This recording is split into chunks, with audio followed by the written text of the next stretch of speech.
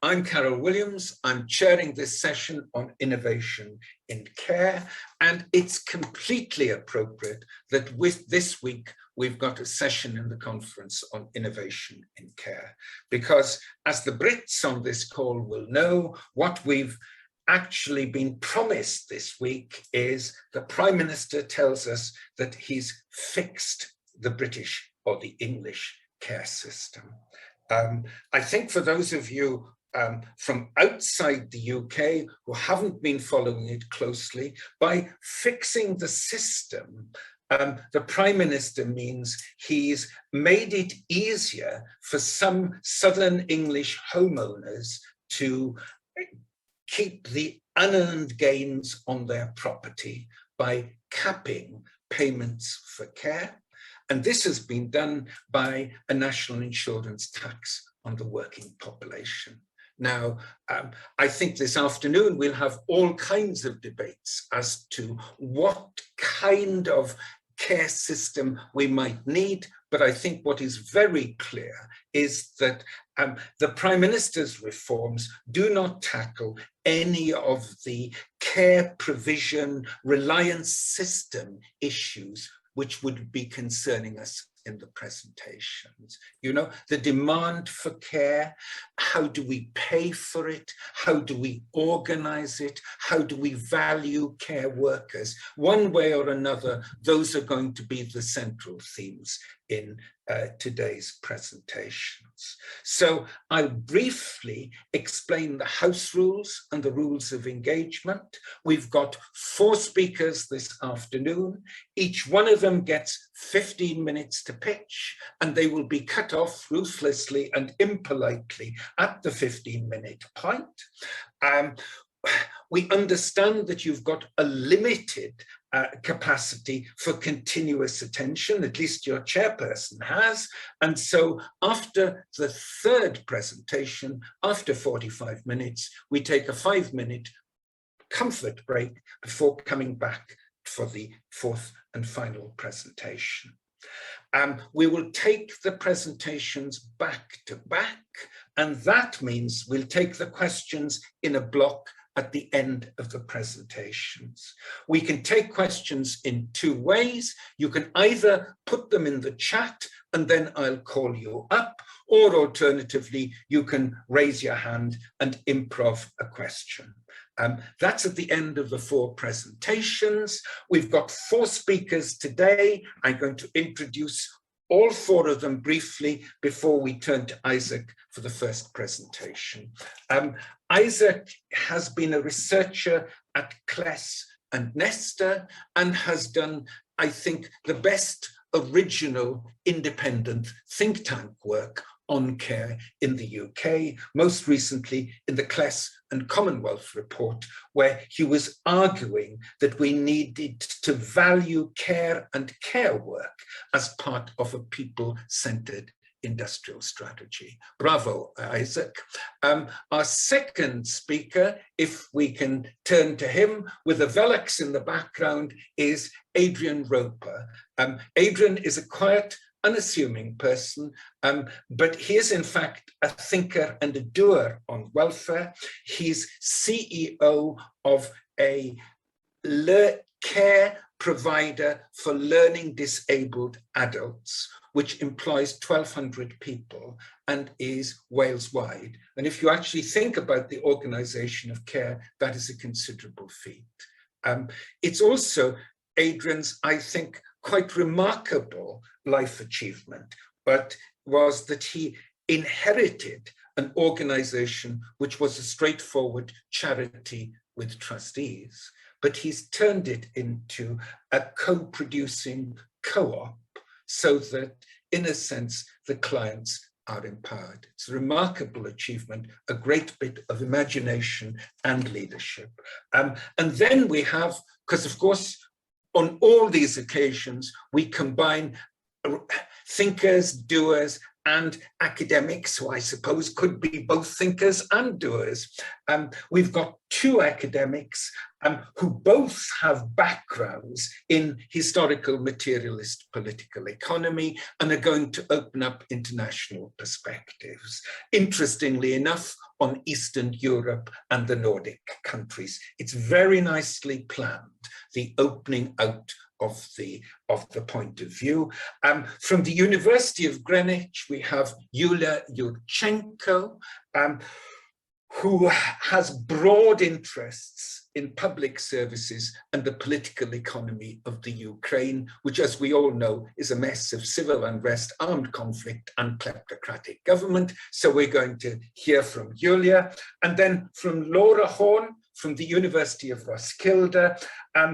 She takes up the theme of social reproduction and is going to talk about the Nordic countries, which used to be where you went to see a future that worked, but it's now a bit more complicated than that, isn't it, Laura? So off we go, 15 minutes per pitch. Isaac, you're first, and Isaac is in the Chris Whitty role, and I'm the guy who responds to the next. That is the power relation that we have here, Isaac, isn't it? Okay, let's try the share screen. Here we are.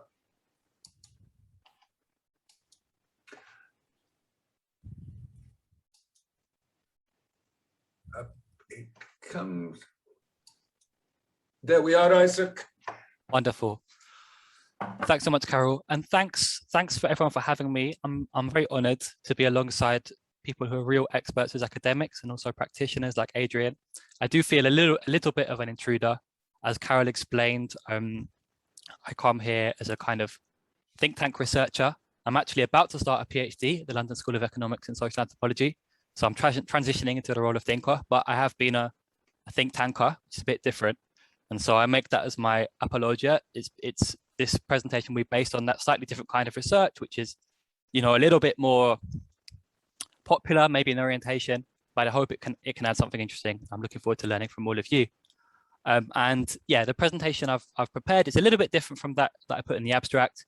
I thought, given the events of this week, it would be appropriate to address the core question of innovation a bit more head on, rather than focusing on the Green New Deal dimension of this. So yeah, the title is Beyond Science Superpower, Adult Social Care and Another Kind of Innovation. Next slide, please. So back in July, with a certain amount of media fanfare, the Prime Minister Boris Johnson unveiled plans for a new National Science and Technology Council. The mission? To ensure the UK's world-leading science and ideas turn into solutions for public good, as part of ambitions to become a so-called global science superpower. Meanwhile, on the home front, it was widely reported that the Prime Minister had yet again postponed crunch meetings intended to generate a solution to the adult social care funding crisis. Now this week, as Karel mentioned, we've finally seen the long-promised purported solution, so-called, in the form of the Health and Social Care Levy. There's been much justified discussion of the economic injustice of seeking to fund social care through such a regressive means as an increase in national insurance contributions. But even leaving this point aside, as the Women's Budget Group has noted, the proposals contain only a cursory mention of how levels of access and quality in care, not to mention pay and conditions for social care workers, will be improved. So this rather stark contrast between grandiose dreams of supremacy on the global stage and rather limited ambitions in the face of a broken care system is not a temporary bug. It's a bit of a feature. And nor is the neglect of residential and domiciliary care, those most domestic of domestic policy areas, a coincidence. It speaks to a deeper problem with our economic system, which no amount of high risk, high reward innovation could ever solve. Next slide, please. So amid the flow of attention-grabbing spending commitments and newly established organizations, the announcements around the National Science and Technology Council back in July were marked by the persistence of two established themes. On the one hand, flashes of techno-chauvinism with measures to restore Britain's place as a global scientific superpower, and on the other, the spectre of the left behind and the promise to level up, delivering a growth that goes beyond the golden triangle of Oxford, London, Cambridge, and across the whole country, close quote. Now, this juxtaposition of elements, high-tech R&D is the key to boosting productivity and reviving flagging regions, has been quite familiar to us since the 2017 Industrial Strategy White Paper. While the March 2021 budget has effectively replaced the industrial strategy with a new plan for growth strategy, the core objective remains the same: to raise productivity and to solve the UK's much invoked productivity puzzle. Now, in its current shape, the strategy will likely fail in any attempt at levelling up. It lays heavy emphasis on frontier industries such as robotics and life sciences, which is understandable given the core stated objective of raising productivity. But focusing on frontier industries is unlikely to lead to better jobs or wages for most people in most places. As one study has identified, the sectors likely to benefit from the Industrial Strategy Challenge Fund account for little more than 1% of the whole UK economy and 10% of manufacturing jobs. The jobs in these sectors are unevenly spread across the country, with the spend in effect heavily weighted towards the southeast. The focus on frontier sectors thus threatens to increase rather than reduce regional divides. Next slide, please. However, the problems of the government's approach to innovation go beyond the smouldering question of regional economic imbalance. This kind of breathless exaltation of the frontier that can be found in the pages of our industrial strategy policy documents, or indeed the innovation policy documents of any high-income country, is animated by a particular idea of human achievement. Here, the hero is the scientist, the inventor, the disruptive entrepreneur, who's restless in pursuit of a world that is ever harder, faster, and stronger. But as Andrew Sayer, among other philosophers and social thinkers, has pointed out, humans are vulnerable as well as capable. Vulnerability is not an aberration or the fate of unlucky minorities. It's a universal feature of the human condition. We all need clothing, food, shelter, emotional nourishment, and care in infancy, sickness, and old age. Even the most dynamic scientists would struggle to advance the frontiers of technologies without them. And indeed, it is in addressing each other's basic needs that many of us spend most of our days. As attendees of this conference, I don't need to remind you, much of the UK economy consists in foundational sectors that meet the everyday needs of households and small businesses. These range from providential sectors, like as we're discussing today, education, health and care, to material sectors, utilities, high street banking and food. And related, of course, is the overlooked economy, which provides goods socially defined as essential, such as haircuts or house maintenance. But taken together, these foundational and overlooked sectors make up nearly 2/3 of UK employment. And unlike the frontier sectors, they're a major presence across the UK. Now, this foundational economy is typically thought of as low value and low skill, and associated with low GVA and low productivity. But this apparently straightforward low skill, low value status can only be fully grasped when we understand many of these forms of work as forms of reproductive labor. Feminist economists have drawn attention to the firmly embedded hierarchies in capitalist societies resulting from the gender division of labor. Productive labor is associated with men, while reproductive labor is associated with women. This reproductive labor can be understood as the work of social reproduction or life making, sustaining our everyday existence through providing care, preparing food, maintaining relationships, and attending to hygienic, emotional, and other needs. It's closely associated with the domestic sphere, where it's usually unpaid, but in contemporary capitalist societies, much of it also takes place outside the home, in schools, hospitals, creches, or in offices by out-of-hour cleaners. From the viewpoint of mainstream economics, this reproductive labor is both undervalued and underappreciated. And yet, highly productive sectors are dependent on unpaid or low-paid reproductive labor for their profits. The result of this deeply embedded hierarchy is that even in societies with high rates of employment and high GDP, people who carry out reproductive labor often struggle to secure their own well-being. Next slide, please. The crisis surrounding adult social care in many high-income countries is a striking illustration of this. To take the example of England, the recent trends of an aging population, increasing life expectancy, and a growing proportion of women entering wage labor outside the home have not been matched by an expansion in publicly funded services to meet the care needs of the elderly, sick, and disabled. The consequences are well documented. For unpaid family members, usually women, the attempt to provide care at the expense of or in addition to paid employment leads to exhaustion and/or material hardship. And although the majority of care in England continues to be unpaid, a proportion has moved from the unpaid household sector into paid sectors. Its low social status, however, has not been changed by this shift. For paid care workers, increasing privatization over the last 30 years has led to a race to the bottom in terms of pay, conditions, and security. Disproportionately represented among them are migrant women, often forced to leave behind their own children or elderly parents to be looked after by other relatives, driving the formation of what's been called a global care chain. Finally, of course, the recipients of care also suffer. The positive effects of a longer lifespan are increasingly negated by loneliness, social exclusion, and vulnerability to abuse, with major scandals exposing instances of neglect and ill treatment by some homes and residential care bodies. The devaluation of reproductive labour also manifests through extractive business models and reductive service models.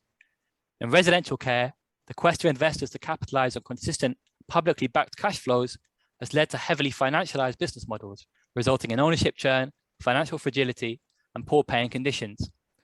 In home care, rather than creating the conditions for positive, fulfilling human relationships, the dominant service model reduces care work to the performance of basic bodily maintenance tasks in 15 or 30-minute slots. And although this is easy to quantify and cost, the model ignores the wider social interactions and values that give independent life its meaning. The adult social care sector illustrates the perverse results of the devaluation of reproductive labour, but it's only one among the many foundational and overlooked sectors which are devalued in this way. Other examples include retail, cleaning, and childcare. And not coincidentally, it's largely these sectors that have been recognised as essential during the COVID-19 era. Next slide, please. While the pandemic and the experience of lockdown has undoubtedly increased public recognition for the vital contribution of care workers, among other groups of key workers, it's not clear how deep or enduring this epiphany has really been. As already noted, this week's government announcements do not signal a major shift. They aim to protect people against extreme care costs, particularly benefiting certain categories of southern homeowners, as Karel noted. But aside from a brief mention of wider support for the social care system in the form of some funding over 3 years to support training, mental wellbeing resources and recruitment, there's no sense in these proposals of how pay and conditions for care workers will be improved.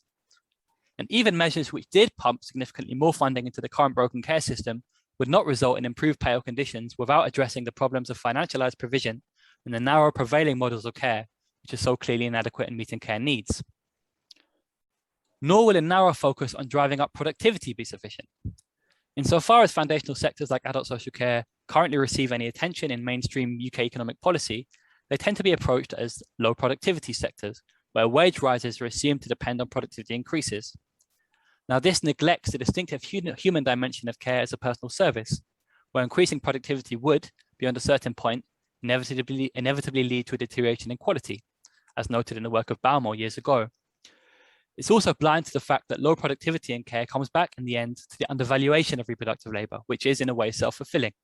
Poor conditions, poor pay, and low training standards can lead to poor quality services, in turn fueling perceptions of care work as low skilled. Next slide, please. So what would it take to translate applause into something more concrete? So in a recent report produced for Commonwealth and the Centre for Local Economic Strategies, me and my co-authors, Adrian and Matt Lawrence, explored an alternative approach. We set out what we called a people-centered industrial strategy for adult social care in England. Rather than narrowly pursuing productivity gains, this approach would aim to increase the social value of adult social care for care receivers, caregivers, and society at large. It would focus on developing care services which meet the holistic needs of care receivers, securing them a full set of capabilities, rather than treating them as maintenance problems. It would ensure a basic minimum, a real living wage, as well as dignity, fulfillment, and opportunities for creativity in work for care workers, which is often forgotten. Now, the report sets out a range of measures for transforming the care sector over the next decade. I won't discuss them all in detail. The report's available for free. I'm happy to send a copy. But in summary, it includes a new funding settlement based on progressive taxation and the call for a full transition to public, cooperative, non-profit and community forms of provision by 2030. The report also touches on a new national innovation mission directed towards dignity in adult social care, built around a major fund to support diverse new models of provision and local experimentation. And this draws inspiration from lots of the important grassroots experimentation already happening around different models of social care. I'm sure we'll learn from Adrian's presentation. Further measures are proposed around regulating financialization, measures for collective bargaining, decarbonisation, properly funded state support for unpaid carers, and promoting the fair gender distribution of paid and unpaid care work. Next slide, please, Karel. Such a strategy for transforming care work, we argued, should be understood as a key pillar of any Green New Deal, just as important as green manufacturing, technology, and infrastructure. Eco-feminist scholars and activists have highlighted the strong links between the exploitation of reproductive labour, the exploitation of natural resources, and the climate crisis, connected by a common experience of being treated as an externality in our current economic system. The tendency of reproductive labor to be less mobile and more locally embedded than work in tradable sectors means that women tend to be disproportionately affected both by climate change and by attempts to tackle it through decarbonization. Just as there's a danger in socially regressive climate policies that may unfairly affect poorer sections of the population, as we saw contested in the Gilets jaunes movement in France, there are many decarbonization methods which could, implemented thoughtlessly, increase the reproductive labor load on women. For example, without a careful design of alternative travel options, a car-free city would imply a significant increase in the time and labor involved in shopping for a family. A just Green New Deal then must address the devaluation and unequal distribution of reproductive labor alongside the devaluation and exploitation of the natural world.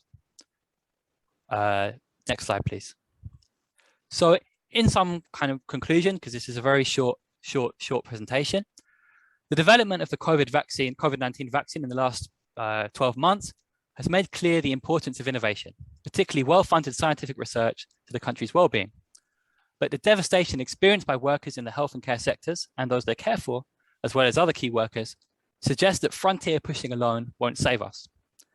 In building a more just and sustainable future economy, we need to orient investment and innovation policy towards those activities which enable and sustain human flourishing day to day, and which give our lives meaning. And it's not only care receivers and care workers who stand to gain. The ability to care for and enable all to live in dignity will be one superpower worth having. Thank you.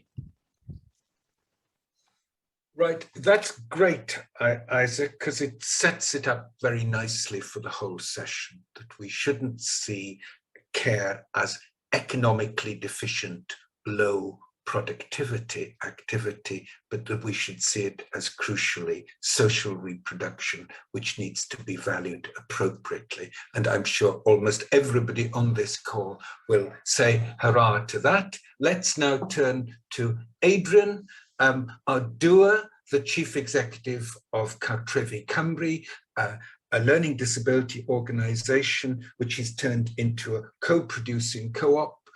Adrian, your perspective on care and the foundational economy. Thanks. Yeah, hi, everybody. You'll see on the screen what I'm going to be talking about. So my apologies that I'm not going to be telling you much about running a national co-productive cooperative in care. Ask me a question later if there's anything on that. The sort of hat I'm wearing, I guess, is somebody who is bridging the gap between social care and the foundational economy. I joined the Foundational Economy Network a few years ago, and I'm lined up to be one of the founder members of a new foundational alliance for Wales. And my presentation is a sort of a rationale for why care and the foundational economy communities should be in a love fest together. I'll kick off with what the foundational economy can offer social care. I've identified a platform for social care activism, a source of allies in other foundational sectors, and a strong steer towards sustainability. Looking at the platform for activism in more detail, foundational economy is offering an insight into social care's current situation, economic arguments for valuing social care, an analysis of the challenges and requirements for positive change, and some and hopefully more research to show what changes work. Looking at those elements in more detail, understanding care's current situation, amongst many other things, the foundational economy movement has highlighted, the legacy of pre-1980 state-led welfare. It wasn't all bad back then, but it did have a top-down bureaucratic command and control characteristic, which contributed to the marginalising of citizens and communities within care. Those things have not gone away. They've rather been absorbed into a commissioning function rather than a providing function by the state.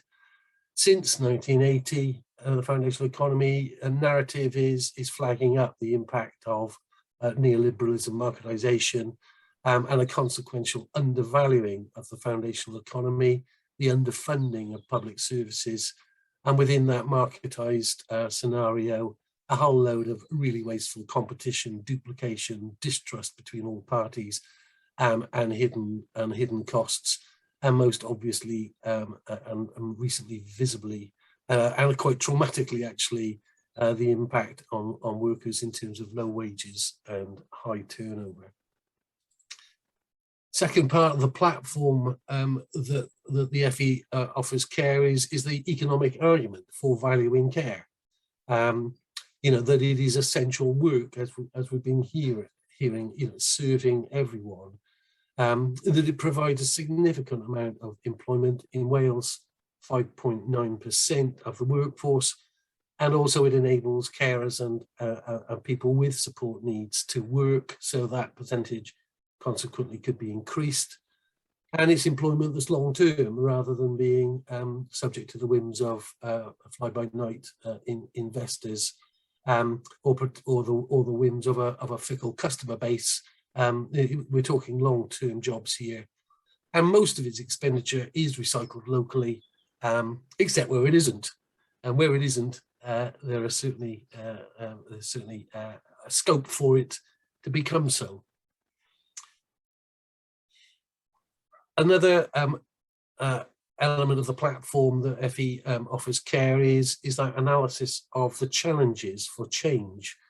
So there are explicit arguments against a simple return to the 1970s, the eye-watering cost of it, but also that potential return to monolithic care in which the end user is marginalised, and many other community assets are marginalised as well. The fractured nature of political agency, who's in charge? Is it London? Is it Cardiff? Is it local authorities? Is it which departments in local authorities? And what about the agency within the outsourced sector? It's really difficult to know how quite to pull the levers to make change happen. But that's possibly not a bad thing if we don't know what to do. And the foundational economy argument that I'm familiar with is saying, actually, this is really complicated and we don't know what to do. So it then offers requirements for change, which is about avoiding top-down redesigns, talking to citizens and communities about actually what they want, getting stakeholders in a room and collaborating on redesign. It's ongoing need for deep analysis of finances across the whole system. So that arguments, for example, that funding care is a cost as opposed to potentially an alleviator of costs elsewhere in the system. And above all, this steer for experimenting, learning and sharing, which I'll come back to at some point. Second thing, the FE offers care as a source of allies in other foundational sectors, most obviously housing and health, but also potentially civic and leisure amenities, education colleges, and the green industries, particularly those that have a potential role in people's well-being. And the third thing I've flagged up, the foundational economy offering care, is the strong steer for sustainability. We all know climate change is relevant to everyone, but I would argue it's absolutely crucial to social care, because vulnerable people will be the worst hit in future nightmare scenarios. One's reminded of two rings of the donut, the environmental ceiling at the top and the social floor at the bottom, and the need for a safe and just space in between. It seems to me that social care needs to embrace its role in creating and sustaining a safe and just space as a core part of its mission. And I don't think we're there yet. So moving on to what social care can offer the foundational economy, I think, as we're hearing, it offers a sector that everyone knows needs changing. It offers research opportunities and collaborators. It offers relevant expertise and capacity. And it's also allies reciprocally to other foundational sectors. And just whizzing through those in a bit more detail. So a sector that needs changing, yeah, massive staffing shortages, service closures, threats of closures, unmet and rising needs, knock-on impacts to the NHS, whether it's about enabling them to take people in, or just as importantly, get people out. The urgent need for better funding, it's on the agenda, absolutely, but this week's announcement isn't going to fix it. And there are ongoing anxieties about just pouring funding into a leaky bucket, and that uncertainty about, well, what would a non-leaky bucket look like? CARE then also offers the foundational economy research opportunities and collaborators. We need further research into the current system, identifying the waste in the system and identifying the hidden costs of underfunding CARE. And we need experiments to find out what works. We've had in Wales foundational economy challenge projects funded by the government. The ones that have got traction need to be sustained and more learned and shared from them. And we need new projects as well. Some of the headline things to look into, the need for wiser ways of spending money on care. We need to have experiments developing the potential to maximise synergy across sectors by collaboration locally. And we need further work in co-ops and elsewhere on how we can empower citizens inside and outside services. Those are some examples of potential research projects that we need. What we can also offer foundational economists and eager researchers is our own expertise as a sector in well-being. If the foundational economy is about the jobs and services that achieve well-being, well, actually, certainly significant swathes of social care have got significant understanding of what that means and how to do it for people for whom it is difficult to do. Similarly, if we need to engage with citizens in what to do, what matters to them, social care, at least in Wales and perhaps elsewhere, has got some years of track record in doing that. If we need to maximise, the health of local social infrastructures within social care, we have a workforce that is a potential source of capacity to do some of that mapping and enable researchers and policy developers to access the hard to reach. We can also offer, as I've said, reciprocally ourselves as allies to other sectors, most obviously health and housing, but potentially those involved in social infrastructure development, and indeed any part of the sector, food, timber, whatever it is, that's committed to inclusion and added social value. Getting near the end, how might each party make the most of these offers? I would suggest that foundational economists need to maintain and or increase their targeting of awareness raising within the care sector at all levels, and help us by engaging in care-related research. And as social care activists, we need to welcome and get researchers alongside experiments. It's no good us doing innovative things if we've got no robust evidence at the end to show that it made a hill of beans of difference. And we need to just crack on in forming alliances with others within the foundational sector as obvious sources of collaboration. And both of us together, we should be collaborating on policy work and lobbying. I don't know how I'm doing for time. I've got 2 slides left. Karel. 3 minutes left, and you're running perfectly on time. Okay, that should do. So this is a slide I actually shared with Welsh Government earlier in the year when they were consulting on how to rebalance social care, as they called it. It's highly influenced by my understanding of foundational thinking. Along the bottom are a set of strategic goals: removing waste from the care system, duplication, bureaucracy, leakage, churn, turnover, decent wages and local care progression, citizens empowered to get what matters to them, building community capacity for self-help and prevention, and cross-sector synergy, for example, with housing and economic development. And what we need is collaborative leadership at every level, at frontline level up to government level, with people engaged in experiments and learning and sharing in pursuit of those goals. And in terms of making it happen, at least in Wales, although we are not narrow and parochial, so offers are open to all, but people, good hopefully join the Foundational Economy Alliance for Wales, and if they're particularly involved in the care sector as practitioners or researchers, they could join our newly emerging social care group. And I've put me and Carol's email addresses on there for anybody who wants to take up that offer. Thank you very much, Adrian. Another presentation which is brilliantly on time, nicely paced, and illustrating Adrian's extremely practical approach to social innovation. He's effective because he thinks before doing, and I think that quality is very clear in his presentation. Now, I think we turn to international perspectives, to the mess of Eastern Europe and to the failed ideal of Nordic welfare. And we're going to get some academic presentations, starting with Yuliya, who's going to talk about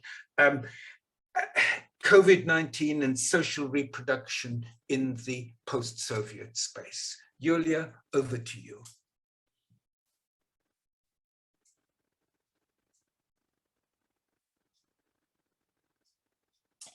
Thank you. Yeah, I was just looking where my mute button was. Let me switch over to this slides. Presentation mode. There we go. Okay, I'm going to start my timer so I don't run out of time. It was great to follow Adrian and Isaac, because I was agreeing a lot out of what both of you were saying, and some of the things about the dissipation of social care in Ukraine, of course, are quite similar to what Isaac you were talking about. And Adrian, organizations like yours are the ones who are picking up from where the state has disappeared in Ukraine, picking up those who have fallen through the cracks, so to speak, the unintended consequences, as they're being called in dry economics theory. What I'll be telling in the next almost 14 minutes now today is I will be sharing with you some insights from a lot of work that I've been doing on Ukraine, but also on on public services, and also building a little bit on my tissue. Let me move my face out of the slides.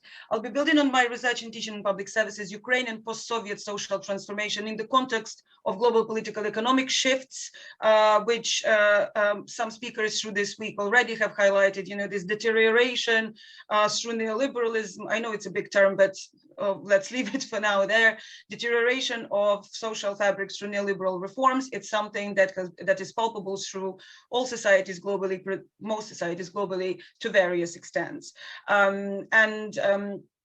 I'm also building on my work around understanding this state theory and what is the state and what is a country. I theorize it as state society capital complexes, where depending on what is the balance of power between state society and capital, you're going to get a slightly more or less favorable outcome for the dwellers, so to speak. And I've been for many years interested in sustainable modes of governance. So this is kind of the general framing. I'm going to try to keep the academic spiel to the minimum, because I understand that not everybody is familiar with these theories, and there is no need really, but some general framing I think is important for the academic geeks who are in the audience as well. I'm building this project on the back of post-Soviet empirics, and I think post-Soviet experience is very unique historically, and there is something to learn for the rest of the world, especially for those of us who are interested in foundational economy and public services and sustainable modes of living, on what happens to societies that had the universal provision of social care, that had social guarantees, that had things provided for them collectively, and then they had them taken away. That is a unique, unique historical and empirical experience for us all to learn from, of where neoliberalism adds in the final in its final call. And of course, a lot of the negative experiences through which post-Soviet states go through with their own regional idiosyncrasy are experienced all over in what is understood as global South, and that includes the impoverished areas of the UK. So I also built on the, so I tried to understand what is the role of the state and what kind of state as an institution we need in order to build a society that doesn't let people fall through the cracks, that doesn't let people become collateral damage in capitalist accumulation games. And I tried to build here on the Gramscian understanding of the integral state, where state is a group, is this hegemonic apparatus. It's a collection of various social groups and civil society organizations, and depending on who's in charge of them, then you will have a slightly more or less caring state. Elinor Ostrom's theory of polycentricity is very important here, socio-ecological systems, that tells us that there are some things in the society, some systems and provisions that have to be run on a large scale, and some that have to be done locally. And it's in its careful combination of those with democratic control and public ownership that can lead us to a better society. So I'm trying to develop an understanding of a state form that's conducive for sustainable society and life, and set an agenda for political economy of de-development. This is something that's very crucial, because post-Soviet states, when they became post-Soviet, were told that they need to transition to this myth of fantastic capitalist society. And that, I show it in my other work, is a myth. Because they were already developed societies, and through neoliberal reforms and predatory local elites, they have become de-developed in the development, in economical and social developmental sense. A little bit of a kind of glimpse into the problems that I'm discussing in Ukraine specifically, and their effects on society as a result of neoliberal reforms. There has been strong out migration of highly skilled and low skilled migrant. Here you see a bus crash that happened at the beginning of this year with migrant workers that were going to pick up the demand for seasonal workers in Central Europe, and they got in a car crash and they died. People are risking their lives literally and losing their lives trying to seek jobs from an economy that is not providing for them. And a lot of it is due to, of course, multi-level crises that are in Ukraine, but a lot of it is also down to the erosion of social reproductive basis of the economy. Another glimpse of horror, I want to wait a minute too far to you, is also the effects of the rollback and de-development in Ukraine, is the toxic sexism that and the return of patriarchal norms in the society that many hoped were eradicated in the Soviet times, but as time has shown us, it was a temporary glitch. Some of you may recognize these images and news stories. So we have women soldiers being asked to march in heels, Ukraine being treated as a brothel during the Euro football championship, high levels of abandoned children who are being offered in this kind of children's supermarket by the Ministry of Social Affairs, and there are categories you can pick from. It's absolutely horrific. And of course, Ukraine is now picking up the demand from other countries such as Vietnam, who have stopped offering commercial surrogacy services, and Ukraine is now becoming one of the biggest hubs for that, where disadvantaged women are being exploited by rich couples from abroad for their physical reproductive services. How did we end up there? We end up there through a series of very sensitive mouse. I've got series of neoliberal reforms and marketizations that were prescribed by international financial institutions or lenders, combined with kleptocratic oligarchs in charge of the country, that led to the erosion of social, structural, and institutional scaffolding, which propped up production and social reproduction in the country in the ways that was already discussed in the panels yesterday. I don't want to go into details of how social reproduction and social scaffolding props up those. This contingency generated increase in inequalities that manifest alongside intersectionality of sex, gendered, ethnicity, and class lines, of course, with local idiosyncrasies. So, for example, when socialized childcare gets defunded, kindergartens are being shut down in smaller villages first, and then in bigger towns and poorer communities first, and then richer communities second. And private kindergartens can pick up some supply, but of course, then poorer families and single parents do not have access to those, which again pushes more labor into the household, and the usual spiel.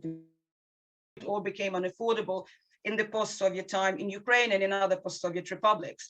Social services such as healthcare, education, social care, transport, energy, water, and waste management. And a lot of them became unaffordable, not least with the helping hand of the International Monetary Fund that would make rise of utility bills, for example, a condition of the next tranche of a foreign loan, without which the economy would collapse. It's a perfect soup of all the things going wrong.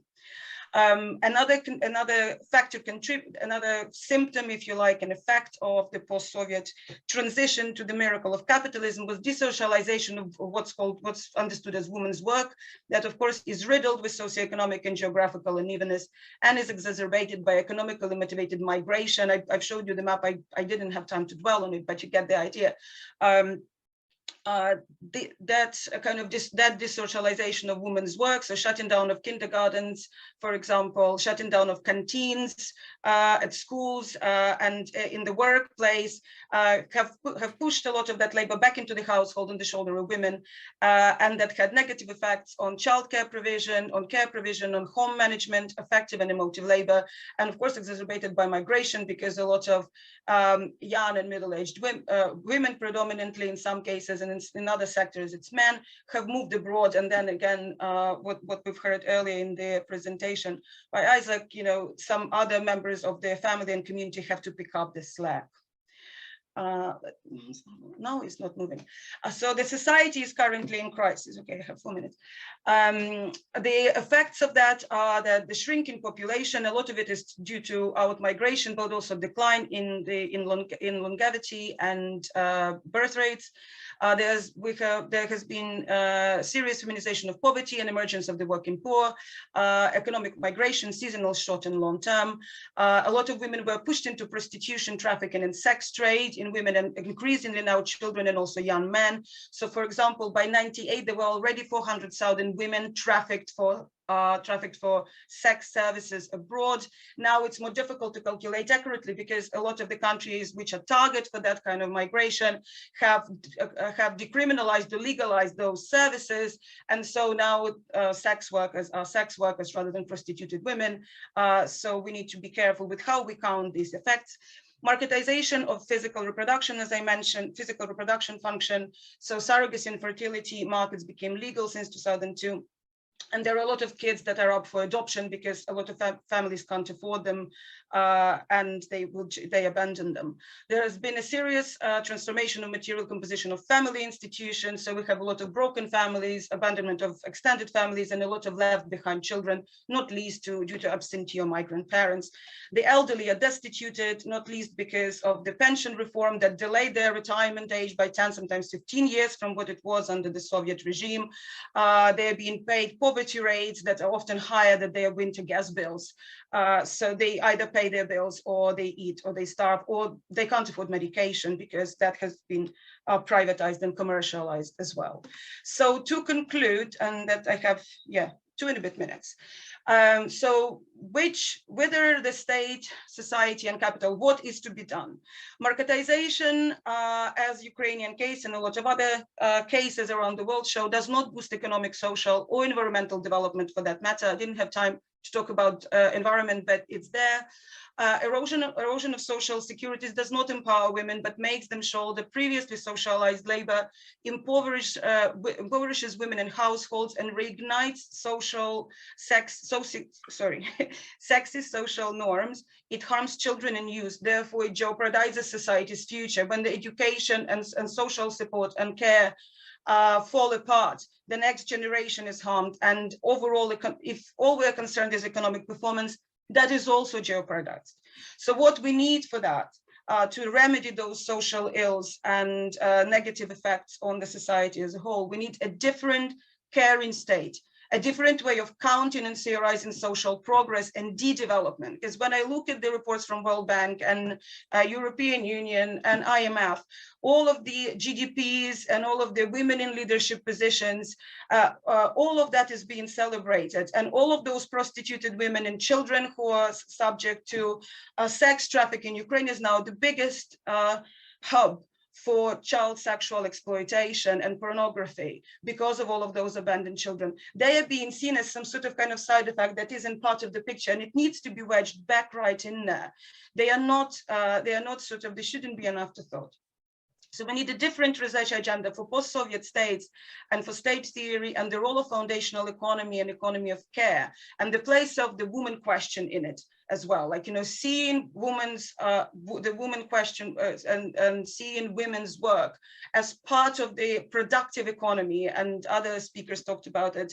So I'm just going to leave it as that, at that, you know, and yeah, so de-development and gendered inequalities, they are not only relevant for post-Soviet states, but for all countries where neoliberal market reforms are present. In the UK, where I live now, it is, you know, it is all over the place. So, and those result from marketization, and they can be addressed by full state provision and public ownership of foundational economy, combined with democratic control over productive units of the economy, and that includes reproductive economy, based on principles of polycentricity, while abandoning this state society capital complex, taking capitalist profit out of it as the central element towards integral states, where the producers and reproductors of society are those who make calls and make decisions and take charge over what society will bring tomorrow. Thank you.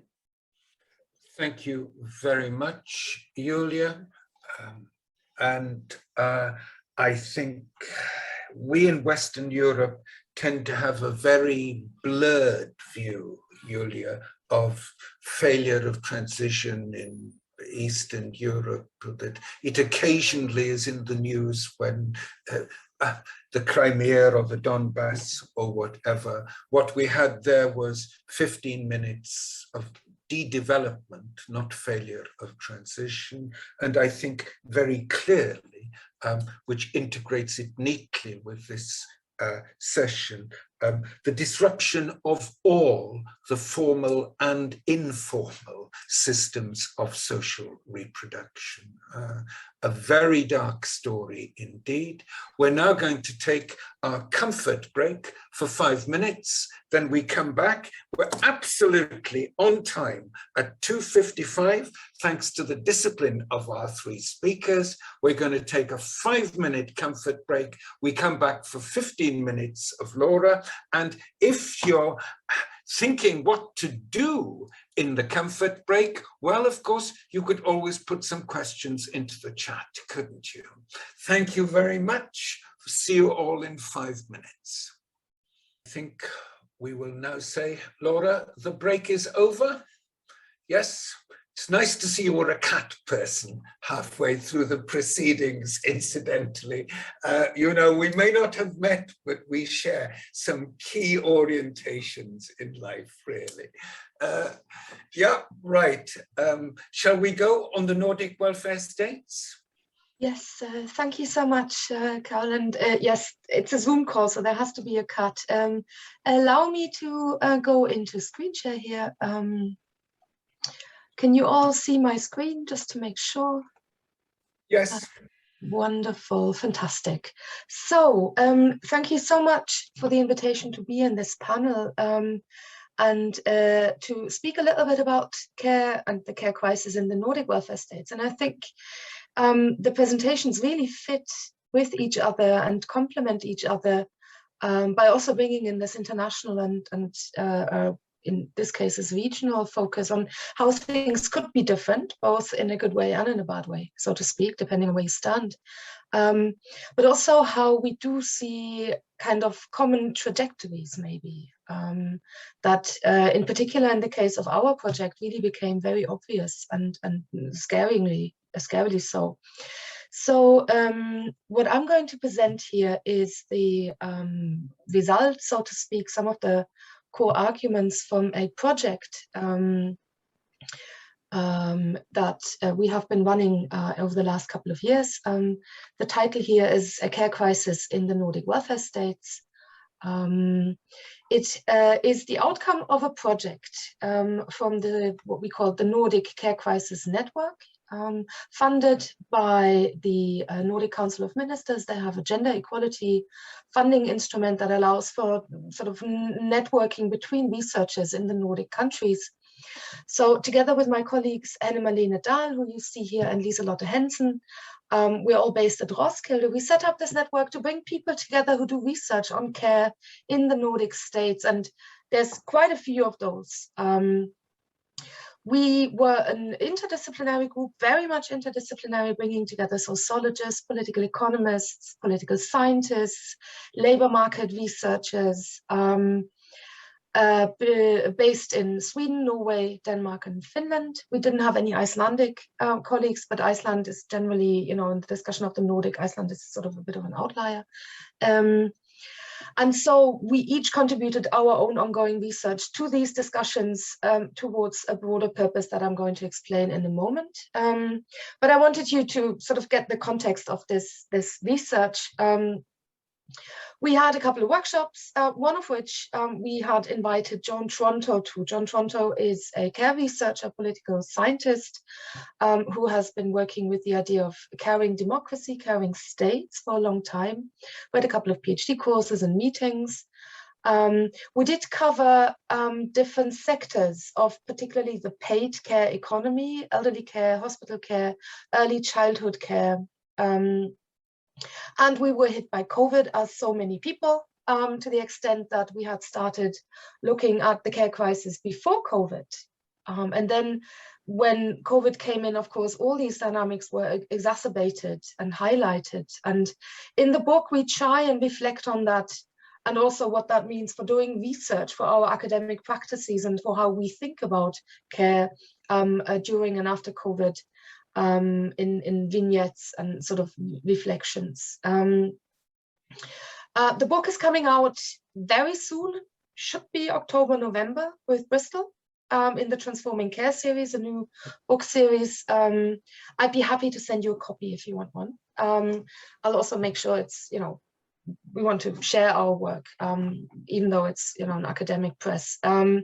So you can read up on the details of some of these arguments I'm making here. I'm going to use a very broad brush. So our starting point was, we're all care researchers or political economists, political scientists, sociologists in the Nordic countries. And in the Nordic countries, we have welfare states, right? So it's the flip image of what Yuliya just sort of told us about. There's public provision of care. And in the Nordic countries, that public provision still very much is maintained. So we have, in the Nordics, we have hygge, everybody's happy. We have welfare provision, and we have gender equality. You might remember, in particular, if you're based in the UK, The Guardian had this phase where they were fetishizing the Nordic model, 8-9 years ago. In the meantime, they have seen that, they've also published a couple of articles about how maybe Denmark isn't socialist paradise, but there's definitely, within a policy, progressive policy circles, there was the assumption that we just have to emulate what the Nordics do, and then, we can reach a sort of democratic socialist nirvana. We also, of course, have full gender equality. My own students in Roskilde, when I asked them, the great majority of them are actually convinced that we have gender equality. We have achieved it in the Nordics, where, for instance, childcare is spread out between both parents, and of course it's double income, because there are all these myths and legends about the Nordic welfare states that are still perpetuated, and you can still find them in policy discourses. Now you can see it better. So let me give you that talk again I just gave you, where we have hygge, where you only need to put up candles and a cozy blanket, and then your life quality immediately improves. We have the welfare supermodel of the Nordics, and we have full-blown gender equality. Everybody knows that when you talk about the Nordic model, that is what it is, right? And these kind of myths underlie kind of discussions about care and care provision also in the Nordic welfare states. People internalize them. In the Nordic welfare model, if you turn to the literature, some of the kind of core characteristics include a political commitment to publicly funded care services. We have universalism, both in terms of availability as well as quality of care provision and of social and public services. There is a discussion in the literature, in the gender welfare state literature, about welfare states in the Nordics being women friendly because they allow for a reconciliation of different roles for women, be it mothers, daughters, but also workers and citizens, democratic participation and all of that.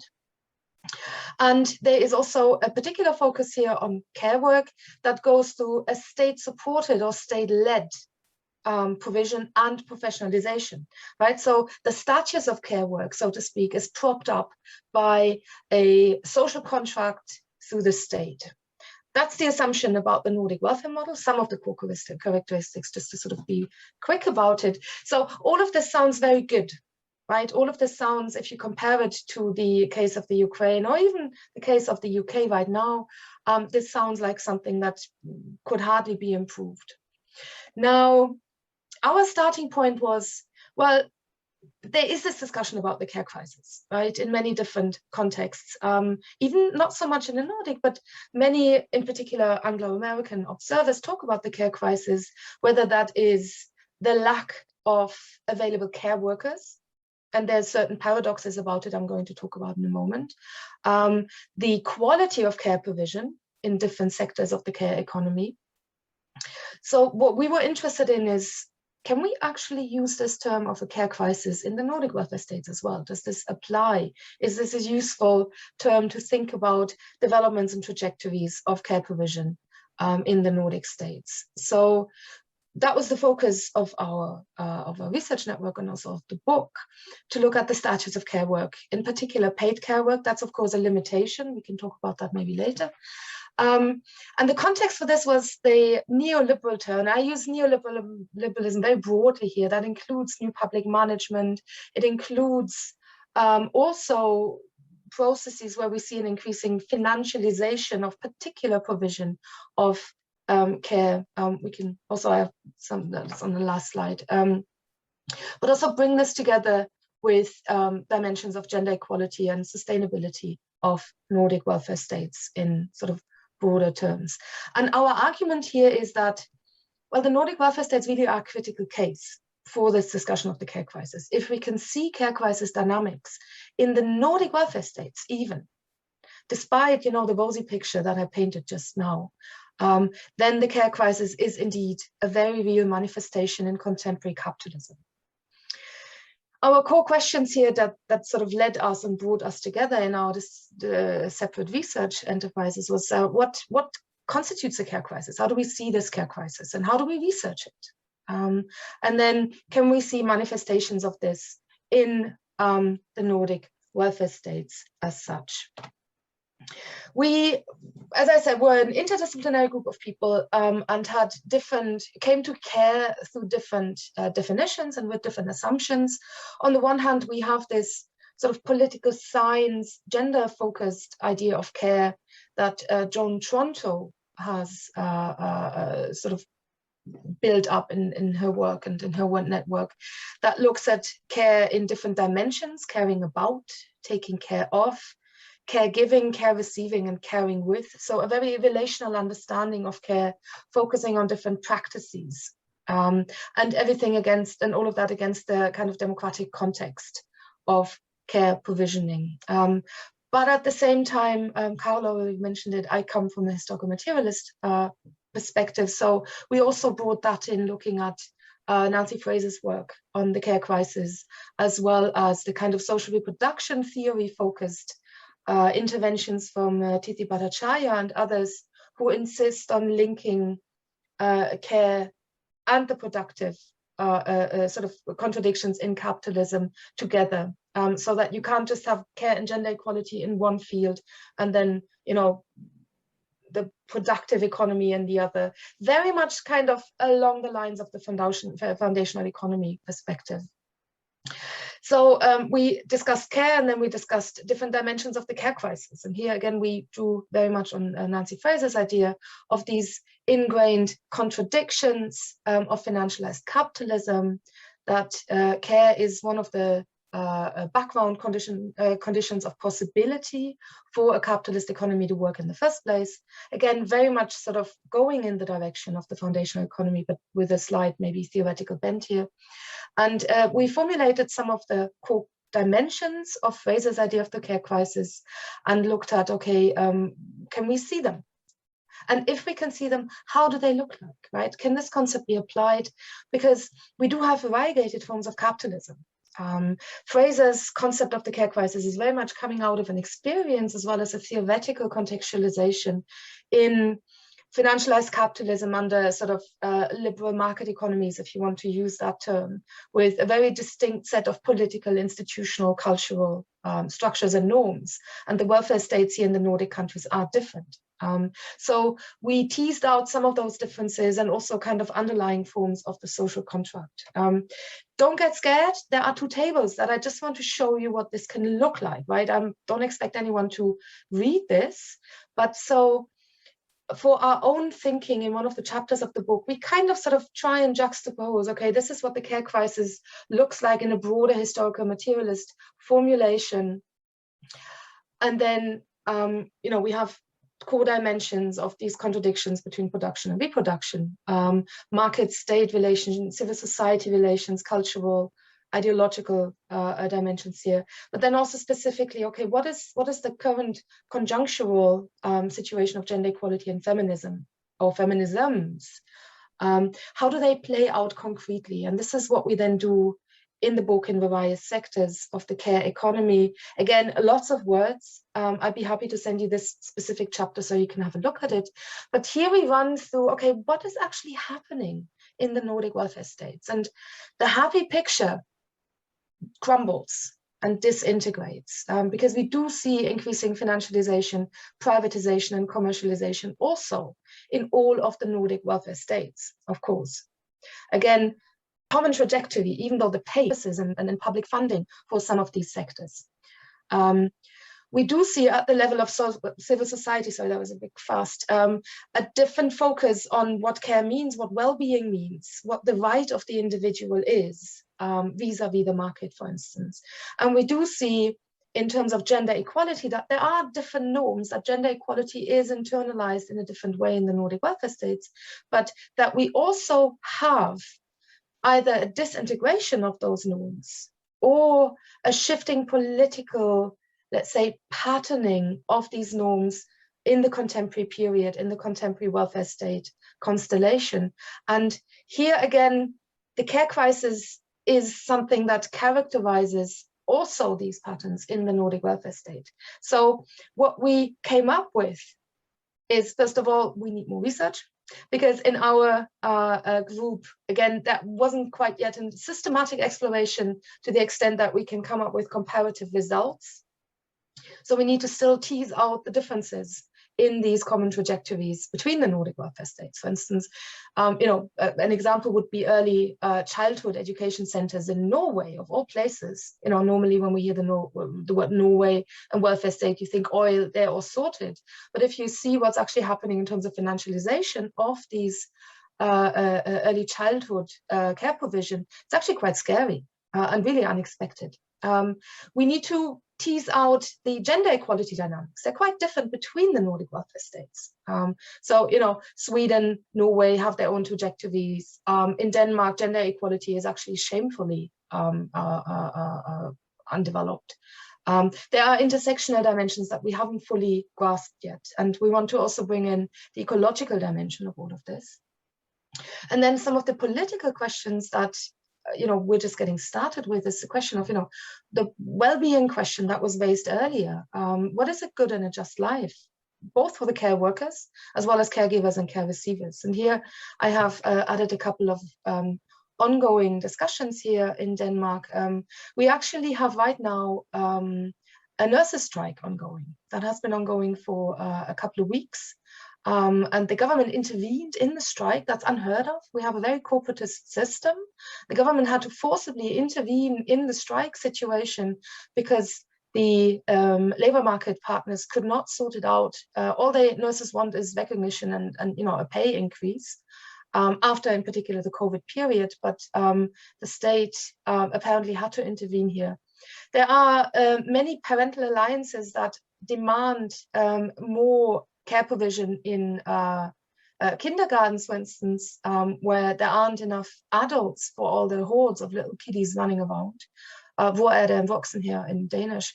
And all of this, I think, and this is where I close and maybe sort of come to the discussion that Yuliya already initiated. What is the role of the state in all of this?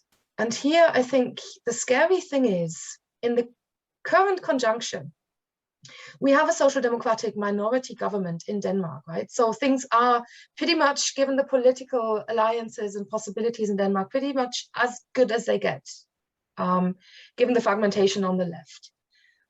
The current social democratic government runs a hardline, fairly far-right course against migration. At the same time, we need migration to fill up the care gaps that we have, right? They're now working and turning the screws on active labor market participation, which also has heavy consequences for the care sector, of course.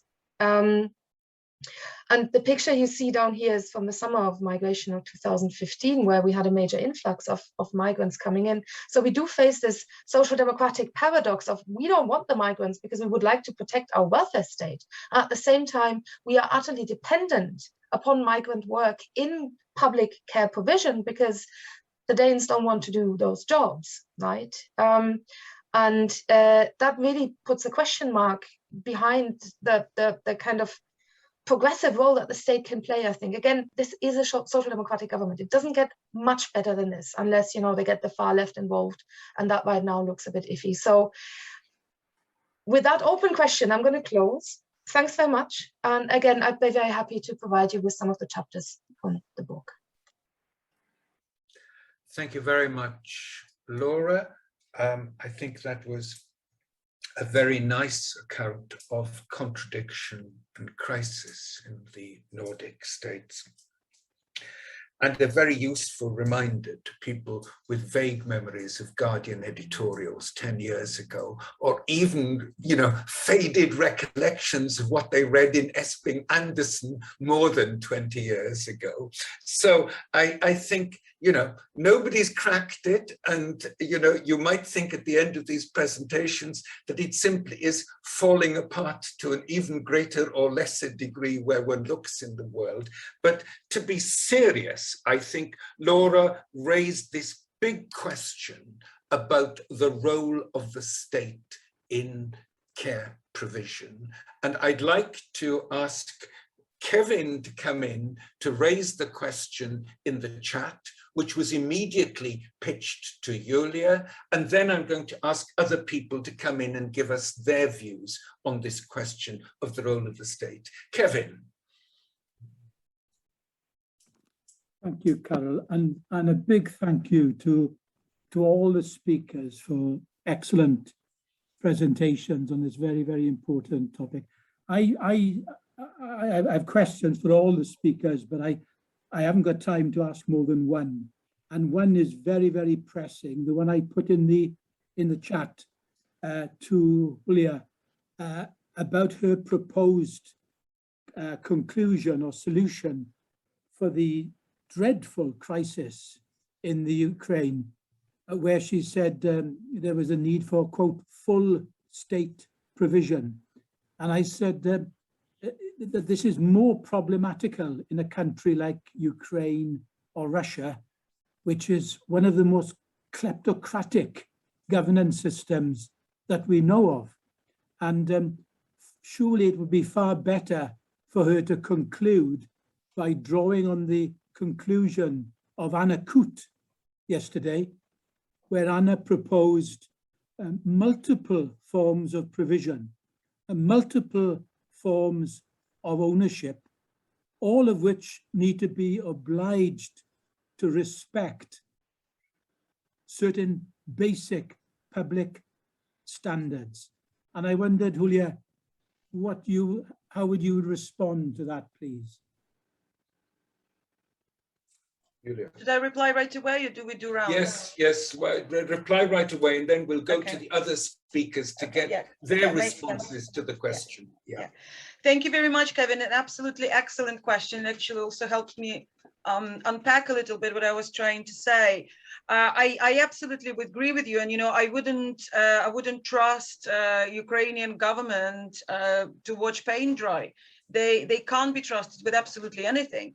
So my appeal was rather not to sort of automatically just hand everything over to the government and let them do as they please, but rather to pose a question of what kind of form of the state is needed to remedy this. Because of course, a lot of the problems in Ukraine, and well, I live in the UK for many years now, so I can see those oligarchic behaviors. I can recognize them when I see them.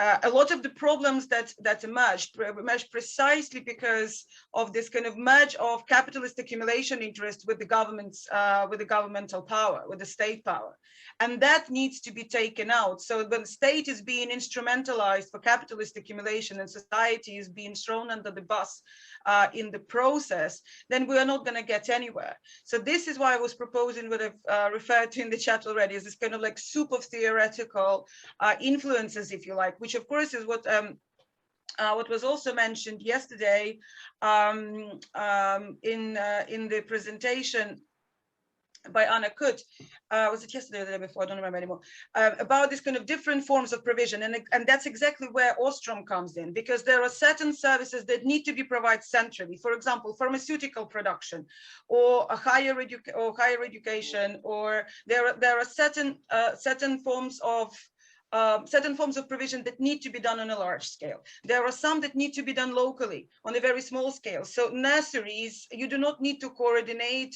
with one part of the country with how to run the nursery with another part of the country. You don't need to do that. And that's not just about public services or social care provision or any foundational economy. It's about any form of production. So what I'm advocating for here is full democratic ownership by the producers, by the workers in each productive unit and reproductive unit, full control over what they're doing while coordinating what they are doing, so that there is some sort of general societal understanding of what kind of objectives are through constructive dialogue. And this is where Elena Zostrom's work on 8 conditions of common pool resources come in, and her latter work on socio-ecological systems, of like how to make all of those different producing units and consuming units of various rate work together while empowering them in decision making and working together. But also having gradational punishment for those who try to kind of be a little bit against the rules and against the others. So that is sort of the kind of my utopian vision of what kind of state form, what kind of mode of governance is needed in order for care economy to work, and in order for economy as a whole to work sustainably. And COVID pandemic mismanagement in Ukraine and elsewhere is yet again a very loud reminder as to why it is so important to have public ownership and full democratic, meaningful control by producers and all of the social stakeholders, not those who are seeking to make profit, but those who are in need of the services and in need of the goods. That's the kind of vision that I mean, and exactly it is precisely about having a kind of a devolution of control from the centralized state, lest corruption of power happens. And so this is where this, the kind of moving away from state societal capital complexes as units, like as in the country analysis, towards integral states where society democratically controls what is happening today and what kind of future they want for themselves and for their children and for the environment. That's, okay, so that's the vision, Yuliya, and it's a grand vision, but there are big questions then of how we get from here to there. So can I cut now to Isaac, who, you know, in the Class Commonwealth report, Isaac, you were really confronting a system where the dominant players are, we've got 20% of the beds in residential controlled by financialized players, which, you know, boo hiss, all the rest of that. But the dominant providers are small scale private providers, family firms, the kinds of things that the Americans would call mom and pops. Now, in relation to the various ideals we have in our heads, what do we do about the small scale private providers, Isaac? Well, first of all, I think just overall, I think the spirit that me and my co-authors were approaching this question of who should be responsible is similar to the spirit. I mean, I didn't catch the talk yesterday by Anna Koot, but it sounds like it was in a similar spirit of accepting some kind of pluralism, some kind of idea that this doesn't, it's not necessarily a priori the state which should provide care, and that's maybe a little bit different from the kind of TUC position. And that's, yeah, I guess accepting the difference between the world as it is and the world as it ought to be, and all of that kind of thing. In terms of the smaller providers, I think the most promising line of thinking is some kind of social license to operate kind of approach. Yeah. And I think that there are local authorities such as London Borough of Newham, which is having some success so far in working with those smaller providers to try and raise standards, to try and require raised standards, and yeah. So rather than, I mean, there may be some providers who are they're not going to survive COVID, and they're not going to survive current changes, and they are going to go bust, and they maybe will need to be nationalized in some way. But it's not. It's insourcing doesn't have to be total, and maybe insourcing will be, maybe the goal will be to move towards insourcing for a large proportion of adult social care services. But there can be some kind of pragmatism there, depending on, for example, what kind of service. Maybe there are kinds of service which are meeting very specialist, very complex needs, where it is going to be appropriate to have statutory organisations which are delivering that. Some others which are delivering other kinds of care, which are where maybe there's space for more experimentation and space for more of what currently gets thought of as forms of social prescribing. And I think there's CRESC papers which talk about the possibilities for kind of mixed communities of care, where you could have different kinds of residents for different stages in life. So, and also depending on what existing local ecosystem is. There are some areas where there's a kind of strong presence of voluntary sector organizations, and which can be supported and grown. In other cases, that isn't there, and it's going to have to be more a kind of local entrepreneurial state which steps into the breach. Right. So that's Ostrom turned into practical pluralism, diversity, Isaac, with an element of social licensing as well, which is the thing that Kless has discovered in Newham, etc. Adrian, you've written on this, and you've talked about, I think, co-op values, not co-op firms, haven't you? Yeah, I have. Just a quick short ramble. I definitely agree with the social licensing element. My experience of private sector provision in Wales is they are, on the whole, pretty small, and the money that they make is just paying some hard-pressed managers' salaries rather than being siphoned off to the Cayman Islands. But there are elements of the care sector which are subject to that sort of secretive profit extraction. That should be stopped. That should be fairly straightforward and simple. If only we didn't have a UK government that was in the pockets of the global elites or something, as I've heard a rumour. So just that one quick comment. Another one is that I do think diversity of provision is better, and I mentioned earlier about the top-down ineffective hierarchy type of thing that goes on in state provision. That certainly was common in the past, and I was only talking to somebody the other day who supports homeless people and has been doing it in the not-for-profit sector. She's now working for local government, and it's like taking 8 weeks to get somebody a new light bulb fitted. We don't want to go back to that sort of nightmare. Let's have a plurality of provision, but the state, I think, ought to be intervening with things like national wage bargaining agreement. There ought to be some absolute minimum for social care, which is not set through competition or a minimum wage level. And my final thought is that plurality, yes, but competition, no. So there needs to be some way in which potentially a private provider or any other type of provider gets a contract, but it's on the basis of their commitment to a locality and their track record of collaboration.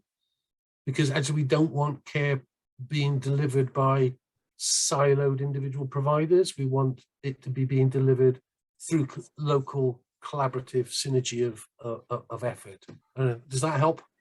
Yes, it certainly does help. And so we've got plurality, diversity. Can I come back to you now, Laura, because you started this thing off with the idea of leaving us with the state. If you think of the ecology of providers in the Nordic countries, where you have, as in the Netherlands or in the UK, you've also got financialized providers in various activities. How would you change the ecology? Oh, that's a very good discussion, a very good question. I think one of the first things to point out here is that there are indeed great differences between the Nordic welfare states. So, for instance, Sweden has a large ecology of different providers that are in competition with the state system or the state publicly provided education. In Denmark, that is really has started over the last couple of years, in particular, for instance, in the school sector. And in early childhood. What we see from the government is that, you could work, for instance, through procurement. Procurement is something that we see as one of the main mechanisms to go into providing care here. I have some colleagues here at Roskilde who work on outsourcing also and come up with interesting findings. I just think that what we see in some contexts in this overall, what you call ecology, is that there are initiatives also for bottom-up provision, the kind of groups that spring out of local, smaller initiatives that focus on needs, just like Yuliya said, rather than the broad centralized discussion of what early childhood education should be. But what we see here is that there's this broader need of the welfare state to keep the wheels running that comes out of a very particular constitution, so to speak, of what we need in terms of taxpayers and of efficiency and productivity, of course. And so even in the Nordic welfare states, I think it really isn't easy to or maybe it's even more difficult to come up with a kind of non-competitive provision of these central care services. And I'm here talking about the kind of paid service economy, right? This is not the informal one. There's a sort of underbelly of informal unpaid care that props up the welfare state, but that's not even what we look at here. Right. Can I now come to another theme which arises, because you're all one way or another recommending diversity, pluralism. Laura even mentioned bottom up in the last response. So clearly we want innovation. How do we, Ian, you asked a question about experiment and prefigurative experiment and innovation. How do we get that? Ian, can you come in and ask your question? Yes, thanks, Carol, and thanks to all our speakers. I'm sorry, it wasn't a question really. It was to say I agreed with Laura that Nancy Fraser's critique is very powerful, but I just wanted to say we need to avoid the kind of council of despair, because she really didn't come up with too many solutions in that paper. And it's then very tempting to throw your hands up and say, oh well, it's just capitalism, isn't it? And financialized capitalism has just made it all so much worse. And so it's more a point, Karel, that I think we've got. Can I turn your point into a question? Ian? You do it better than me. Well, which is, clearly there are these large dysfunctional processes as described by Fraser. Clearly, electing a social democratic government doesn't immediately produce a response, even if we could. Clearly, there needs to be a lot of emphasis on experiment, prefigurative experiment, learning, getting things out of silos. Now, here we've got Isaac Stanley, who in a previous life before Kless worked for Nesta on innovation, and clearly from the presentation, Isaac hasn't completely lost this interest in innovation. How do we in care get the innovation networked? It's a kind of social innovation problem, isn't it? We don't have the top-down answer, so we encourage experiment, alliance, etc. Most of the stuff stays in silos. How do we avoid that? Isaac, try that one. Well, I mean, I'm in danger of running into larger debates about devolution and so on that I'm wary of holding forth on with so many experts here. Very dangerous with a Welsh audience. You can offend people very easily, Isaac. Stick to the social innovation agenda, not the devolution agenda. Well, yeah, only to say that this is surely a question of making resources available for local, not just local authorities, but local networked innovation communities to orchestrate that innovation. I mean, there's lots of studies of looking at innovation in places like Finland, where they're good at doing it. That one of the reasons why it works. I'm not only talking about social innovation here, but innovation in technology and so on. But if we assume for a moment that those findings are relevant for this kind of social innovation, there's lots of interesting research that suggests that what makes it work is not simply having a strong state which picks the winners, nor is it simply having a free market where the price mechanism makes everything efficient.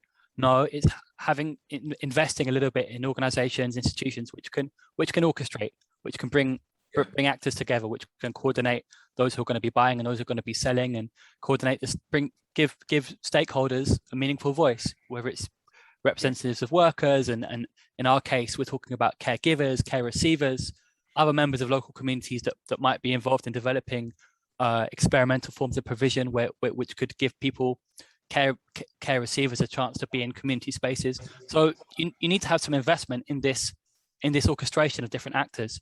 So what the form that we called for in the Commonwealth paper was to say, okay, mission-led innovation, that's a language that people are excited by right now. We have these grand missions. One of them is actually to do with a healthy long life. Currently, a lot of that is going into what are the technologies that could enable a healthy long life, but clearly social care is good care is part of what could enable a good healthy long life. So what if there was an innovation challenge which was for dignity in care, thinking both about the dignity of care receivers and caregivers?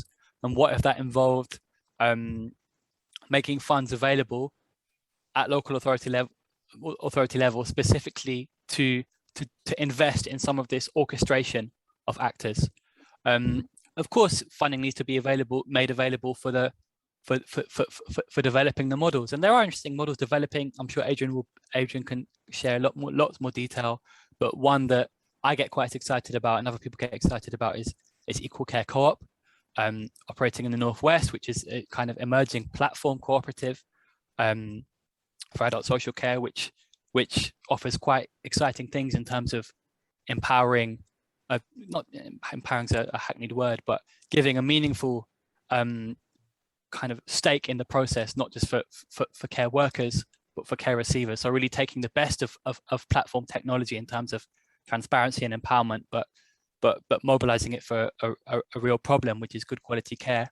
And you know, from conversations I've had with people who are a part of Co-ops UK and a part of responsible for trying to spread these models, what they say is that some of the major barriers is that, you know, there's plenty of councils which are interested in potentially starting to commission these kinds of models, but one of the barriers to it spreading faster is that very small organizations, the people involved are working flat out trying to just deliver the stuff they have to deliver Monday to Friday, and they don't have time to go out and spread the word and go out and get people excited about it. So investing in some of these networks, some of these people who could be doing that kind of advocacy work, it's important. Right, I'm now going to come to Adrian as a practitioner and ask him, what do you make of Isaac's pitch, so to speak? How do we, you know, you've been involved in innovation in care. How easy is it to spread it? What are the obstacles? And then after you, Adrian, I'm going to pick on one of the tiles, because I think we've got Claire Saint-Leberry, who hasn't switched her camera on. Claire, but I know you're there, and your job is in fact organizing communities of practice for the Foundational Economy Challenge Fund. So when Adrian's had his go, I want to ask you how easy or difficult or practical this is. Adrian. A few thoughts. I know Equal Care Co-op. It's a fantastic initiative. I've been an ally of theirs for a few years. They're still really tiny. We don't yet know whether it's ever going to take off and become the transformation that we want it to be. But Godspeed towards it. In Wales, we've also had government support to try and develop micro co-ops. And you know, after 3 years of that particular funding stream, I don't think there's one that survived. So my message is, innovative startups are really hard work. Let's keep doing them, but we need other options, and you know, one other option is the transformation of existing provision into something better. That's what my organisation has been trying to do, you know, with some success, but you know, my God, there's still a mass to do. I'm sorry if I'm not rambling, but turning an existing large organisation into a bottom-up run democratic co-op, it's not the normal way to do things, and there are challenges to it. But even bigger, I think, is the challenge of whether you're small or large and trying to transform, of spending enough time on the change you're making when you've got to keep feeding the beast of the system that you're in. And my final point on that is exactly the same problem impacts on the state, and I'm particularly thinking in terms of local government commissioners of care here. Their capacity to nurture change and transformation is massively, you know, restricted, because they're having to be the beast. You know, they're having to run all of these relentless competitive retendering things, and you know, and deal with, I don't know, some of them might have 30 home care providers in a really small borough that they, you know, so some investment in the state to give it the capacity to do what a lot of them would like to do, which is facilitate change, would be really useful. And my final random thought is, you know, could possibly Welsh Government just put a moratorium on the market agenda for 5 years or something, and say no tendering, no, you know, none of that stuff. Just spend your time working to nurture collaboration in localities. Right, now those, that's kind of, I can't quite decide whether that's optimistic or pessimistic, Adrian, but I think that one of the issues you highlighted and come to Claire at this point is that when people are doing Claire, they're dealing with 50 emails and 3 small fires every morning, and it's very difficult to spread, to link, etc. Now, Cymru, your organisation, has been brought in to link, to spread. What's your experience of that? Because you're running communities of practice. Tell us a bit about that. You're on mute, Claire. Sorry, amateur. We run a community of practice for the Welsh Government's Foundational Economy Challenge Fund projects, and we run those along several lines, looking at social care, decarbonisation. We looked at food, we've looked at procurement, so different things, but many of the issues obviously overlap, and we see the same systemic challenges. So in terms of trying alternative models of provision, what our attendees are telling us, which won't be new to you, but it's kind of good that they're reiterating. You know, first of all, change making is a lonely business. The main benefit that people told us of having the community of practice is not only to be with people who aren't normally in the room, so you hear different perspectives and you make those links and you help collaborate on things, but just a sense that you're not going mad, you know, that there are other people that believe in you. Perhaps they've come across similar challenges, that they can share information, but a sense of collective purpose and solidarity is really important. We also found that, you know, Wales has this very progressive Wellbeing and Future Generations Act legislation. You know, it talks about the long term, it talks about integration, it talks about balance, which is the one thing that we find is rarely done. So the cost of inaction is very rarely factored into decision making. And maybe if it was, the funding of social care provision might be different. We had a few social care projects. So one I put in the chat was microcare provision in Flintshire, and they wanted to set up a very hyperlocal microcare, so to solve rural unemployment, giving people the opportunity to become self-employed, have their own microcare business, and then deliver care to a small number of people on their doorstep. So keeping provision local and building community relationships. And that was very successful, because their other challenge was they didn't want to simply displace care workers in one part of the industry by putting them into another. They wanted to encourage people who wanted to start their own business and move into care for the first time. You know, they didn't want to solve that problem by creating a problem with recruitment somewhere else, which they've been successful in. Their major challenge is that they're micro carers. They can only care for 5 people. So if they get issues of sickness, the micro carers can't cover each other, or if somebody's on leave, they can't cover each other, even for a small period of time, because it takes them above that threshold. And that's something that they are trying to work out. That's a legislative challenge they've got. And then the other challenge they've got is that if they do have to get in locums, or agency staff, then how do you meet that cost when you're running a micro business with very small margins, and you've got to meet that cost? So battling those sort of systemic challenges. And another, you know, brilliant project, it wasn't exactly social care, but it was related. It was installing emotional well-being teams at GP practices, so trying to direct people to sources of support that will address the root causes of their problem. You know, people who go to the GPs for non-medical purposes, whether it's loneliness, isolation, whatever. You know, tremendous success rate. Did a social return on investment independently, you know, 6-to-1 return on investment. A third of people that access the service said that they had contemplated, you know, self-harm if they hadn't been given that support. And even with all that evidence, and you know, that's exactly the whole social prescribing, green prescribing agendas that we hear about, that project was not able to continue once the Challenge Fund came to an end. Not so much because of funding, but difficulties in that case, I think, with the regional health partnership, and difficulties in collaboration with this very collaborative third sector voluntary co-productive approach, and you know, rigid structures.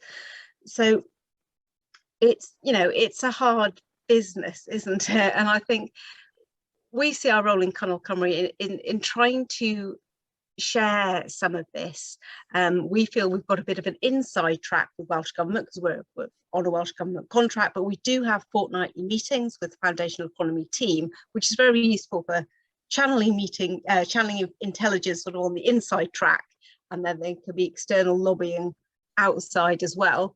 And then just trying to join things up, you know, with other networks and give people a mentored time and space where they can bring all this out in the open and share, you know. So it's been brilliant hearing all of this, because our community practice is very operational, it's quite nuts and bolts, but the themes are reflected in your very robust academic research that we don't often access.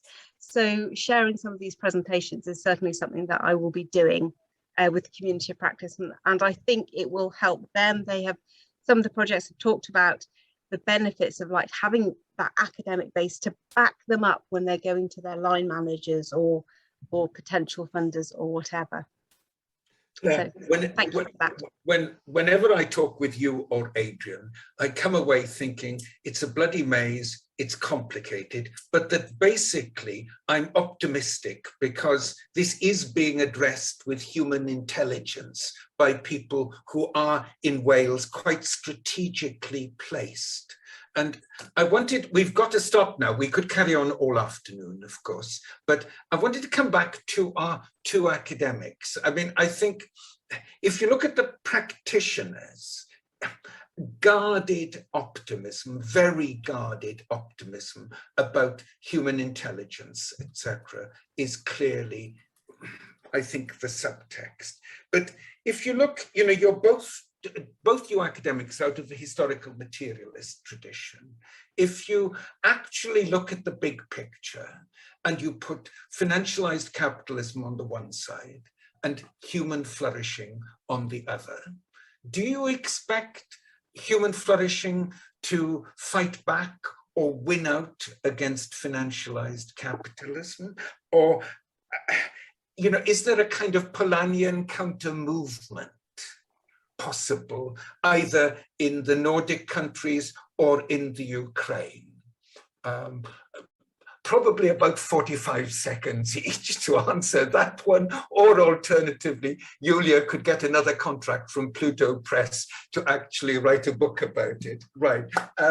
Yuliya first. I mean, is there a kind of the balance between human flourishing and financialized capitalism?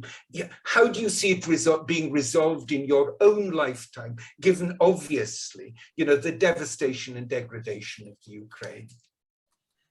Well, you won't get too much promise from me. I'm afraid. What the hopeful spirit in me wants to say that we have reached the limits of the possible so far, especially with the pandemic lockdowns, that something has got to give. And I'm hopeful that there would be waves of protest and taking control back from the capital by the masses. And there have been some serious social movements on the scene globally that I hope will accelerate and put pressure on the state, because without pressure, they won't give way. And hopefully after the lockdowns, it will accelerate. The skeptic and the pragmatic and the historical materialist in me says that the same thing which happened with liberal feminism right now in Ukraine, it's being used to legitimize excessive sexualization, you know, selling of reproductive functions and, you know, harmful beauty procedures and ongoing sexism in the society. Claire, you got the question in the chat.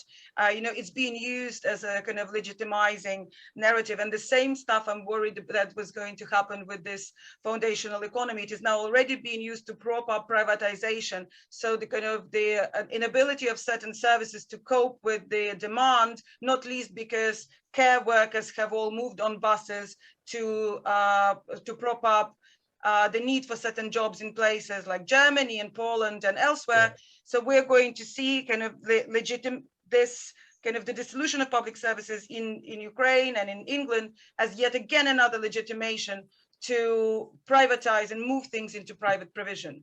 So that's 2 answers to 1 question. We're not going to allow Laura the same answer. No crystal ball, sorry. There's the same luxury. You know, Yuliya wanted to be an optimist and a pessimist.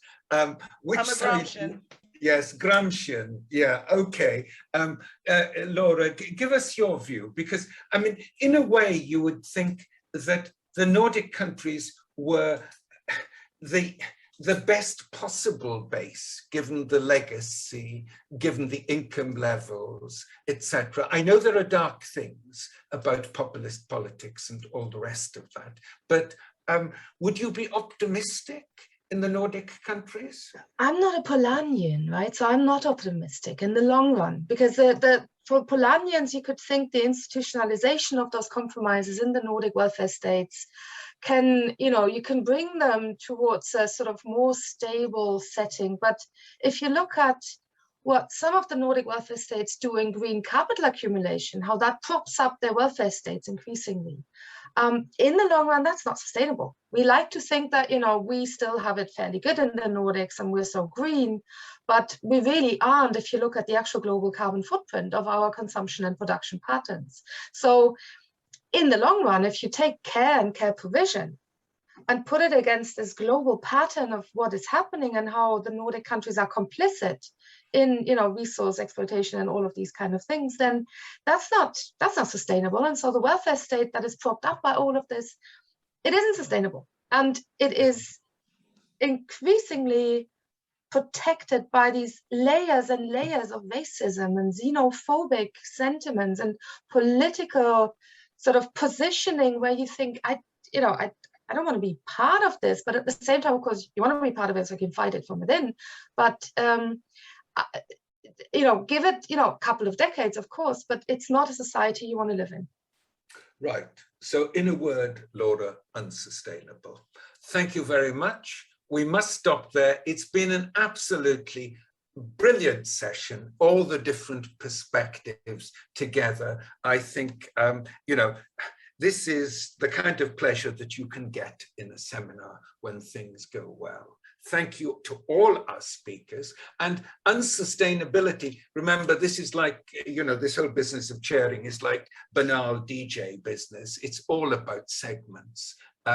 We end with unsustainability here, and at 5 o'clock in an hour's time, we come back for Lee Waters talking about climate change. For those of you who are not Welsh, Lee Waters is the #1 troublemaker in the Welsh government, the Deputy Minister for Climate Change, the great disruptor, and the man who's basically, as Kevin said earlier today, basically the man who's landed foundational thinking inside Welsh government in an exceedingly disruptive kind of way. So I'd ask you all to come back at 5 o'clock and see Lee Waters irreverently in action. Thank you very much. Thanks to our speakers. They made the session.